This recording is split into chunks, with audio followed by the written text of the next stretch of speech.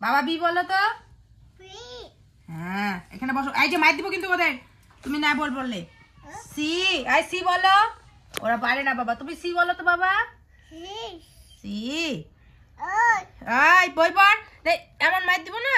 তারপরে D, deo বলতে পারে না, বাবা বলো তো ডি। বাবা বলো তো ই। অফ, হ্যাঁ বাবা ই বলো তো।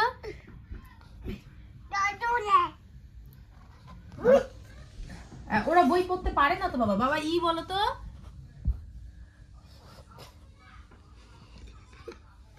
গোবিন্দ, বাবা ই বলো তো। ডাবু না বাবা, ই বলো ই। আর বই পড়বো না। সাবুস না বাবা, এক বাবা, এক বাবা, এক এক বলো বাবা, এক। এদের বই পড়ো না। গুড মর্নিং বন্ধুরা। তো সকাল সকাল পুচকু দেখো অনেকক্ষণ দুষ্টামি করলো, মানে কি বলবো, ওর বাবার মাথা পাগল করে দিল পুরো। দুষ্টামি করে যে এখন আমি একটা না বললাম যে একটা পুরোনো পিসে পেতে দেই, ওটার মধ্যে বসে যে ওকে নানান ধরনের খেলনা দিয়েছি, গামলা, তারপরে হাতা, খুন্তি, যা যা আছে আর কি। তো এগুলো দিয়ে এখানে বসালাম, খেলুক একটুখানি বসে বসে। আসলে ওর হচ্ছে অভ্যাস কি বলতো, দৌড়ে বেড়ানো। যতক্ষণ মানে অবধি ও দৌড়, আর হাঁটতে তো পারেই না, খালি দৌড়ে বেড়ায়, খালি দৌড়ায়। কতবার যে দিনে পরে কি বলবো। তো এই যে এখন খেলতেছে, এখন 10:30 বাজে। ভালো অভ্যাস ছিল, সকালে একবার ঘুমাতো, দুপুরবেলা একবার ঘুমাতো। এখন এই অভ্যাসটা চলে গেছে, কারণ এই যে ছোট দিনের বেলা না, এখন শুধু একবেলা ঘুমায়। তো একবেলা ঘুমায়, ওই 1টার দিকে ঘুমায়, ওই 4টা 5টা এরকম টাইমে ওঠে আর কি। কোনো দিনে আগে উঠে যায়। তো আর যদি সকালবেলা ঘুম পাড়ায় তাহলে দুপুরবেলায় কিছু ঘুমাবে না, আর দুপুরবেলায় যদি ও না ঘুমায় তাহলে আমারও একটুখানি শোয়া হয় না। তো সেই জন্য এখন খেলতেছে, আর তাড়াতাড়ি 10:30 বাজে, তো 12টা 12:30টার দিকে স্নান করে দেবে, 1টার দিকে ও ঘুমিয়ে পড়বে। আর এইদিকে হচ্ছে আমি রান্না করলাম, রান্না করিনি ঠিক, মানে বসাইছি। দিয়ে বিছানাটা একটুখানি গুছিয়ে নিলাম, জামা কাপড় অনেকগুলো ছিল, সব বাড়ির পেছনে মেলে দিয়ে আসলাম। মেলে দিয়ে এসে কালকে রাত্রেই তো তরকারি কেটে রেখেছি। ডালটা আমাদের বাড়িতে লাগেই, কারণ ছেলে খায় সেই জন্য। তো এদিকে মুসুর ডাল বসাইছি, আর এদিকে এই যে তরকারি আর মাংসটা ম্যারিনেট করে রাখলাম। এই দেখো, পেঁয়াজ, রসুন, হলুদ, লবণ, তেল সমস্ত কিছু দিয়ে মাংসটাকে মাখিয়ে রাখলাম। তো মাংসটা হচ্ছে, এই তরকারিটা হলে পরে ডালটা ফোড়ন দিয়ে মাংস করব, আর কিচ্ছু রান্না করব না। তো বন্ধুরা, এদিকে আমার রান্না বান্না মোটামুটি কমপ্লিট। ডাল হয়ে গেছে, মাংস হয়ে গেছে, আর ভাত হয়ে গেছে। তো বন্ধুরা দেখতেই পাচ্ছ, বাবা এদিকে উপরে উঠছে, আর উপর থেকে হচ্ছে যে পাতাগুলো টিনের মধ্যে ছিল, এই পাতাগুলো ফেলছে। প্রথমে তো আমি বুঝতে পারিনি, আমি কই কেন এরকম করতেছে টিন পরিষ্কার হঠাৎ। তো তার কারণ বর্ষার দিনে টিনটা পরিষ্কার করতে লাগে, কারণ হচ্ছে ওই যে বর্ষার দিনে পাতা তুজি থাকে না উপরে, তাহলে হচ্ছে মানে টিন নাকি পচে যায়। তো পরে দেখি যে টিনটা পরিষ্কার করে ওপরে আমাদের যে গোলমরিচের গাছ, সেই গোলমরিচের গাছের থেকে গোলমরিচগুলো পেরে তারপরে ওখানে উপরে শুকাইতে দিছি। আর এদিকে পুরো ঘর বারান্দা একদম ধুলাকিত হয়ে গেছে। কালকে মুছছি, তো আমি ভাবলাম যে আজকে আর মুছবো না। তো পরে দেখি যে না মুছলে তো কিছুতেই হবে না, কারণ এই ধুলা নিয়ে আবার বিছানায় ওঠা, আর আমার এগুলো মাটি, মানে বিছানায় যদি এই ধুলো থাকে না, আমার গা কিটকিট করে। তো সেই জন্য পরে আবার মুছতে হবে, মুছবো আর কি পরে। এখন না। আর এই দেখো কি ধুলো, তোমাদের সাথে শেয়ার করতে পারতেছি না, কারণ ধুলা তো আর দেখা যায় না, একদম ধুলাকার হয়ে যেতেছে, পুরো তরকারিতে ধুলা পড়তেছে। ঘর দর একদম পুরো ধুলা হয়ে যেতেছে। আমি কালকেই মুছলাম, ভাবলাম যে আজকে আর মুছবো না, কেমন অবস্থা হয়ে গেছে পুরো। আর শরীর চলে না এখন, ছেলে সকাল থেকে অত্যাচার করতেছে। তো আবার জামা কাপড় ধোয়া বাকি আছে, পূজা দেওয়া বাকি আছে।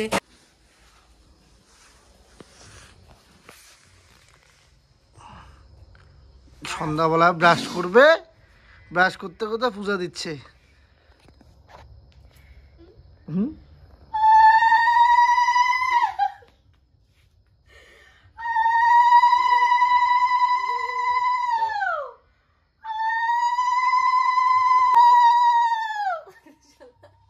বাবা এমন করতে হয় না, দাঁড়াও, এমন করতে হয় না শোনা বাবা।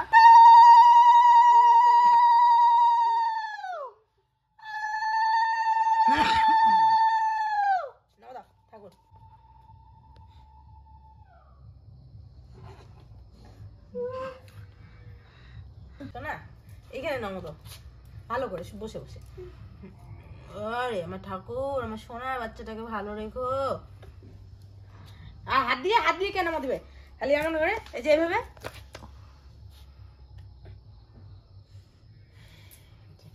ধরো পাপাকে ডাকো। বাবা শুভ সন্ধ্যা বন্ধুরা, এখন বাজতে চলছে সন্ধে 6টা। হ্যাঁ 6টার মতো। আর এখন 6টা বাজতে বাজতে এমন মানে চারিদিকে পরিস্থিতি হয়ে যায়, 4টা বাজতে বাজতে এমন পরিস্থিতি হয়ে যায় মনে হয় ও কত রাত্রি হয়ে গেছে, সন্ধ্যা হয়ে গেছে। তো যাই হোক, এদিকে ছেলেকে নিয়ে সন্ধ্যা বাতি দিলাম। তো সন্ধ্যা বাতি দিয়ে এদিকে চলে আসলাম আমি দুধ গরম করতে। আর রান্না বলতে সমস্ত তরকারি সবই আছে। মাংস রান্না করেছিলাম, ডাল, তারপরে একটা ঘন্ট করেছিলাম, এগুলো সবই আছে, শুধুমাত্র ভাতটা রান্না করতে হবে। আর ঠান্ডার দিনে কি বলতো, তোমাদের দাদাভাই বলছিল ভাতটা একবারে করে রাখবা, কিন্তু ঠান্ডার দিনে ঠান্ডা ভাত খেতে রাত্রে একদমই ইচ্ছা করে না। এমনিই তো আমার ভাত এখন ইদানিং এরকম হচ্ছে খেতে ইচ্ছা করে না, তো তার মধ্যে যদি আবার ভাতটাও ঠান্ডা, আমি পারবোই না খেতে। তো তার জন্য আর কি ভাতটা গরম বসাবো, একটু পরে বসাবো, এখন বসাবো না। আর এদিকে সেই ঘুমাইছিলাম, আমিও ঘুমাইছিলাম, পুচকো ঘুমাইছিলাম। তোমাদের দাদাভাই ঘুমায়নি, সারাক্ষণ ফোনের মধ্যে প্যাট প্যাট প্যাট প্যাট প্যাট প্যাট করছে, তার সাথে জানি না। তো এখন ওই যে একটুখানি ছেলেকে নিয়ে বসলো এখানে। তো চলো ওকে বলি বাজার যাবে নাকি। সাউন্ডটা কমাও না, এমনি তাহলে এমন করে না এরকম দুষ্টুমি। ছিঁড়ে যাবে তো।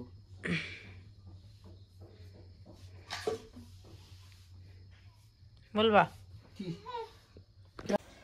তো পুচকু সচরাচর মানে দুপুরবেলার দিকে যখন ঘুমায় পেচ্ছাপ করে না বিছানায়, তো সেই জন্য আর কিছু পাতি না এক্সট্রা করে। কিন্তু আজকে দেখি যে হিসু করে দিয়েছে, আর ঘুমটাও আজকে অনেকক্ষণ ঘুমিয়েছে, তো সন্ধ্যা অবধি ঘুমিয়েছে, তো যার কারণে।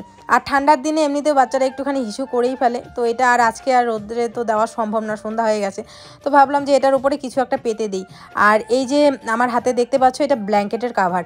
এটা সত্যি কথা বলতে এত গরম লাগে না, তো বিছানাটা গুছিয়ে নিলাম আর এইটা পাতলাম। এটা না ঠান্ডার দিনে বেশ ভালো, গরম লাগবে, আর বিছানার চাদর স্যাঁতস্যাঁতা লাগে, তো সার জন্য এইটা পাতলাম। তো ওইদিকে জামা কাপড়ও গুছিয়ে রেখেছি, ব্যাস টোটাল ঘর গোছানো। আর জেঠিমাদের বাড়িতে একটুখানি পুষ্পু গেল। তো চলো তোমাদের সাথে একটা ইম্পর্টেন্ট কথা শেয়ার করছি। তোমরা অনেকেই আমাকে বলো যে মিতু, আগেরবার যখন পুচকু সময় আর কি, যখন তুমি প্রেগনেন্ট ছিলে, তখন তোমার বেবি বাম্প অনেক বোঝা যেত, কিন্তু এখন তুমি বলছো যে প্রায় শেষের দিকে চলে আসছে, কিন্তু এখনও তোমার সেইভাবে বেবি বাম্প বোঝা যায় না, বা আমরা বুঝতে পারি না, এরকমটা বলছো। তো একে তো হয়তো বা যেহেতু ক্যামেরার জন্য হয়তো বা বুঝতে পারো না, এটা একটা। আর দ্বিতীয়, হ্যাঁ এর আরেকটা কারণ আছে, সেটা আজকে আমি তোমাদের সাথে শেয়ার করছি। এটা আমি লক্ষ্য করছি, আর সেটা ভাবলাম যে তোমাদের সাথেও শেয়ার করা দরকার। তো লাস্ট আমি ইউএসজি যখন করেছিলাম, তখন এটা 30 উইকসে করেছিলাম। তো 30 উইকসে করেছিলাম, তো তখন যা রিপোর্ট এসছে সমস্তটাই ঠিকঠাকই আসছে। তো তারপরে এখন অবধি আর তারপরে আর ডাক্তার দেখাতে যাইনি আমি। রিপোর্ট তোমাদের দাদাভাই গিয়ে দেখিয়ে আসছে। আর আমার যাওয়ার কথা ছিল কয়েকদিন আগে, তো তখন ডাক্তারবাবু ছুটিতে গেছে। তো আমি হয়তো বা এই মোটামুটি আর কদিন পরে ডাক্তারবাবু বলছিল যে আসবে ছুটি কাটিয়ে, তারপরে আমি যাব। তো এখানে তোমাদের সাথে একটা কথা বলি, পুচকু যখন হয়েছিল বা পুচকু যখন আমার পেটে ছিল, তখন আমি ওর প্রত্যেকটা মুভমেন্টগুলো নিচের দিকে আমি বেশি ফিল করতে পারতাম। যে ওর লাথি বলো, ও যখন ঘোরাঘুরি করতো, ও যখন পেটের ভিতরে নড়াচড়া করতো, তারপরে মুভমেন্ট যেগুলো, সমস্ত মুভমেন্ট আমি ওর নিচ দিকে ফিল করতে পারতাম।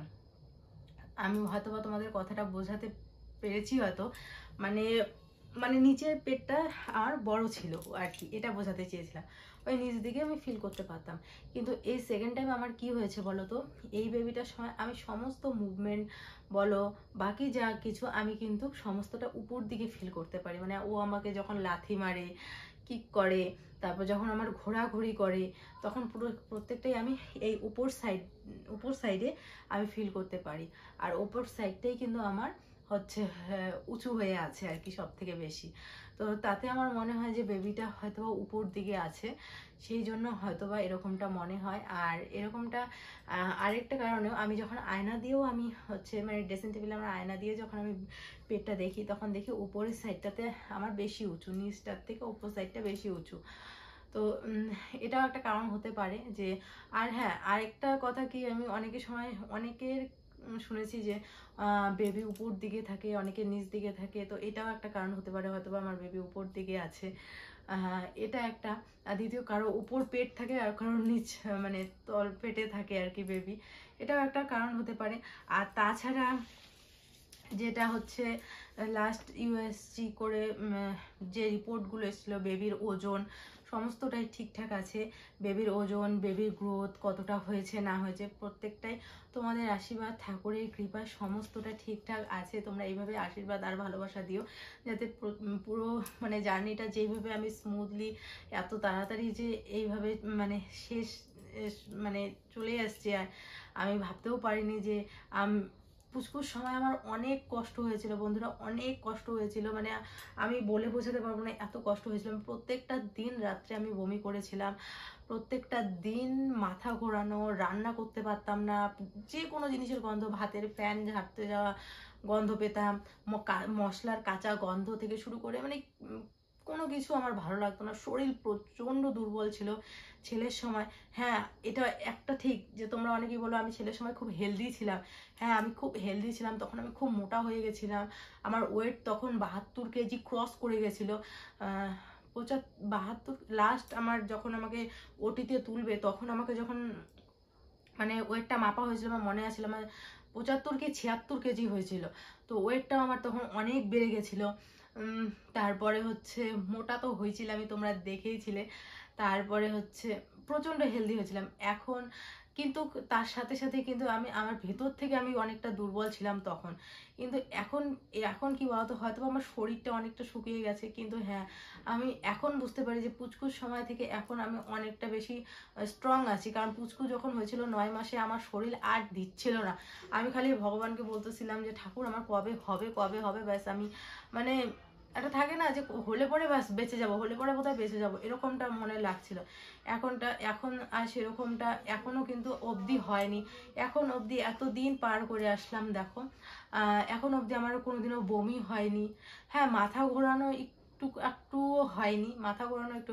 এখনো অবধি কোনো মশলার কাঁচা গন্ধ বা কোনো কিছু খাওয়ার প্রতি অরুচি, এই সমস্ত জিনিসও কিন্তু এখনো অবধি হয়নি। যেভাবে আমি আপাতত সংসারের কাজ, আগে তো পুচকুর সময় সেরকম আমি করতেই পারতাম না, সংসারের কাজ করা বলতে পারো, পুচকুর যত্ন নেওয়া, সমস্তটাই কিন্তু আমি করছিও। হ্যাঁ, এখন আস্তে আস্তে আমার শরীরটা একটু ভারী লাগছে, যে হাঁপিয়ে যাই, এই জিনিসটা হয় যে আমি একটা কথা বলতে গেলে বা কোনো কিছু কাজ করতে গেলে হাঁপিয়ে যাই। কিন্তু আগের থেকে অনেকটা, প্রথম প্রেগনেন্সির থেকে এখন অনেকটা ভালো আছি, একটুখানি শুকিয়ে যাচ্ছি, সেটা জানি না কেন। অনেক সময় রা বলতো ছেলের মা শুকায়, মেয়ের মা মোটা হয়, অনেক কথা আছে।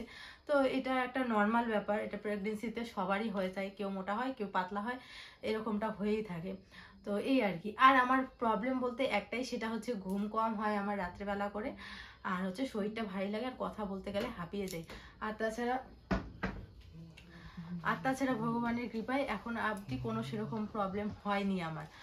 তো চলো, এটাই তোমাদের সাথে জানানো ছিল। তোমরাও অনেকে বলছো যে তোমার ডেট এত কাছে, এত তাড়াতাড়ি চলে আসছে, কিন্তু তোমাকে দেখে বোঝাই যায় না তুমি যেভাবে কাজ কর্ম করো, বা যেভাবে হাঁটা চলা, ধোয়া কাচা থেকে শুরু করে পুচকুকে যেভাবে সামলাচ্ছ।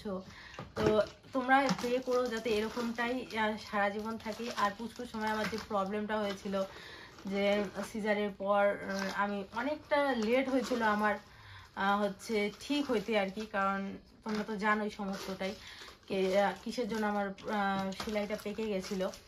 তো এইবার যাতে এরকমটা না হয়, কারণ কি বলতো, একে তো একটা ছোট বাচ্চা আছে, ওকে সামলাতে হবে, তারপরে আরেকটা যে নতুন আসছে তাকে সামলানো, প্রত্যেকটা জিনিসে মানে দেখতে হবে।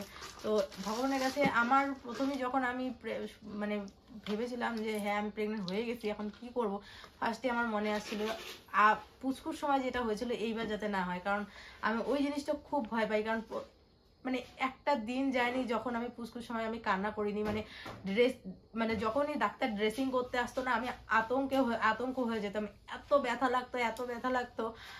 মানে সেই জিনিসটা আমি মানে বলে বোঝাতে পারবো না। মানে মৃত্যুর মুখে যেরকম যাওয়া ওরকমটা অবস্থা হয়েছিল। কারণ ড্রেসিং করা যে কতটা মানে কষ্ট লাগতো সেটা আমি একমাত্র যে এই জিনিসটা করছে সেই বুঝতে পারে। মানে অনেকে বলে না যে একটা জ্যান্ত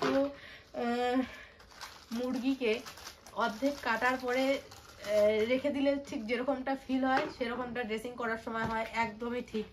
এই ব্যথাটা না কাউকে বলে বোঝানো যাবে না, কেউ বুঝতে পারবে। এরকমটা আমার হয়েছিল। আমি বাড়িতে এসে যখন ড্রেসিং করতো জোরে জোরে চিৎকার করতেও পারতাম না, কারণ মানুষ শুনবে অনেক কিছু, নিজেকেও তো ধৈর্য শক্তি রাখতে লাগে। কিন্তু আমি প্রচন্ড কান্না করতাম আর আমার প্রচন্ড ব্যথা হতো, আমি বলে বোঝাতে পারবো না। তো আমার মনে হয় সেই জিনিসটা যাতে ঠাকুর আমার সাথে আর না করে, এটাই আর কি। আর ছেলে আছে, আরেকজন আসবে, তো এই সমস্ত কিছু সামলাতে হবে। তো আমি যাই যত তাড়াতাড়ি সম্ভব আমি যাতে সুস্থ হয়ে যাই। আর ভগবানের হয়তো বা আশীর্বাদ আছে, যার কারণে হয়তো বা এতদিন হয়ে গেছে দেখো আমার কোনো সেরকম সমস্যা হয়নি। শুধু এখন এতটুকু সমস্যা হয় কি, শরীরটা আমার একটু ভারী লাগে আর একটু তাড়াতাড়ি হাঁপিয়ে যাই, এই আর কি। তো চলো বন্ধুরা, অনেক কিছু তোমাদের সাথে শেয়ার করলাম।